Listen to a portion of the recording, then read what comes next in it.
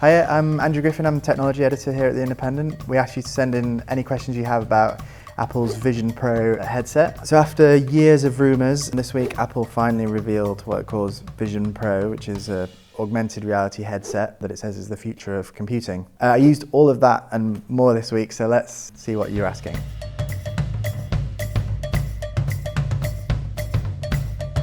Tia Marie says, I love new technology, but a 2-hour battery life and $3,500 price tag for what is basically a TV on your face with a handful of apps is greedy as well as ludicrous. The $3,500 price tag, it has proven one of the most controversial things about the headset. It was already rumoured to be $3,000 and people were angry about that, and it was $500 more than that, and they said starts from $3,500, so it might even be more than that.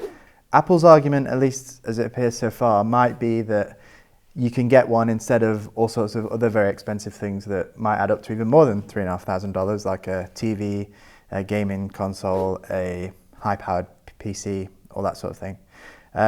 But it's also a reminder that this first version is probably only going to be for the very curious rich people who can afford that kind of thing, and for developers who are creating experiences that hopefully will become available to more people down the line when the headset gets a bit more mainstream and a bit cheaper. Interstellar Tech says, can it be used for gaming? Can it be hacked to run PC apps? In the introduction and the brief play with it that some of us got at Apple's headquarters this week, it was quite a tight focus on the kinds of apps that you'll be using. They were mostly about doing work, about watching things, and some little other experiences. They were notably not about gaming and not about PC apps either. It's unclear at the moment, we're still 6 months out, whether that's going to be the focus all the way through or whether Apple's going to introduce new ways of using the headset as we get closer to launch. But at least at the moment, it seems like it's not going to be a platform focused on VR gaming in the same way that PlayStation VR or HTC Vive are. Bozo Bonza says, is the eye tracking accurate enough to select/place a cursor between text?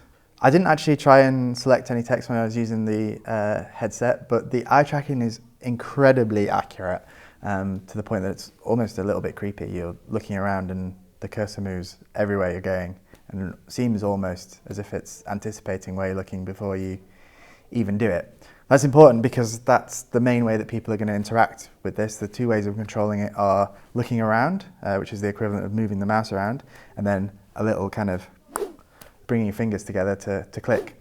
So the eye tracking does really need to be accurate enough to navigate around a computer. And it turns out it is. There are alternatives. You can use a mouse and a keyboard for certain tasks, but that's the way you get around, and it seems like it's working. Yerda says, is it going to be compatible with gaming consoles? Again, we didn't get a load of gaming in the introduction. There was some Apple Arcade games that were played on a kind of virtual screen within the headset. And for those, you can use console gaming controllers, so you can hook your Xbox controller or your PlayStation controller up to the headset and use that to play games. But for the moment, at least, you're not going to be using your Xbox or your PlayStation within the headset, as far as we know. And Tom says, every other VR headset has failed. How's this one different? One big difference, obviously, is that it's Apple, which has, it's the biggest company in the world. It has the biggest marketing department in the world, maybe, and it's certainly going to throw all of its very substantial heft behind making sure this takes off. But there's also a lot of other differences too, and they're very obvious when you put the headset on. I am, for instance, someone who gets motion sick almost immediately in things like PSVR. Get very sick in the car too. I didn't feel sick through half an hour of using the Apple headset. Part of the reason for that is that they've made all the processing and stuff so quick. It's 12 milliseconds, they say, between something happening and the headset reacting and it showing it to you, which is quick enough, they say, that the brain is tricked into thinking that it's real time. Obviously, the problem with motion sickness is that what you're seeing doesn't match up with what you're doing, but if you make the gap small enough, that's not so much of a problem. Another big difference is that they're not focusing on virtual reality, they're focusing on augmented reality, and they're not even using that term either, they're calling this spatial computing. And the central idea of that is that you're looking through the headset, not at what's going on inside the headset. So you'll see the real room that surrounds you, which is coming via a camera on the outside of the headset to the display on the inside. They say that's really good for a bunch of reasons, including the fact that you'll be more aware of your surroundings and you can still participate in what you're doing.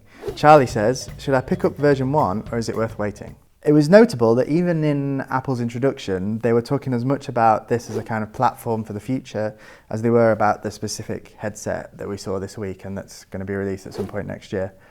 I think it's very clear that this first version is kind of a first draft for Apple. It's working out what it wants to do, what that might look like, what it can do technologically, and the ways that people are going to use it and the ways that the headset can facilitate that. With that said, I think a lot of people probably are going to leave the first version and see what happens.